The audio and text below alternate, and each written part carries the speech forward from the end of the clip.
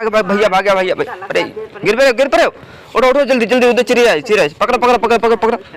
पकड़ो जल्दी पकड़ो अरे कितने उठो उठो पकड़ ले पकड़ ले पकड़ ले पकड़ ले पकड़ ले पकड़ ले पकड़ ले एक बार बाटी में घूमत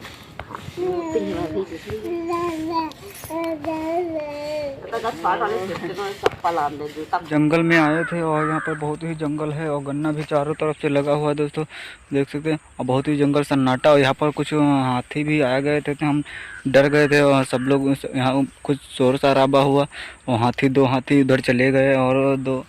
जो कि बहुत ही खतरनाक सियार भी आए हैं बंदर तो बहुत ही है यहाँ पर और बहुत ही हम डर गए और यहाँ पर कोई आदमी और कोई नहीं आता है लेकिन हम आए थे यहाँ पर जो कि घूमने के लिए आए थे तो कुछ लोग बता रहे थे गांव में कि वहाँ पर बंदर और हाथी आए हुए हैं बहुत ही खतरनाक आए हुए हैं और इसी तरह जंगल में हैं हम डर गए बहुत ही डर गए थे और यहाँ जाने को जी नहीं चाहता था कि गांव के आदमी आ गए तो उन्हें भगाकर दूर आ गए थे और तभी हम वहाँ से बच कर के निकल आए थे और गुड़िया जी भी आई थी यहाँ पर लेकिन गुड़िया जी पहले ही लौट गई थी यहाँ से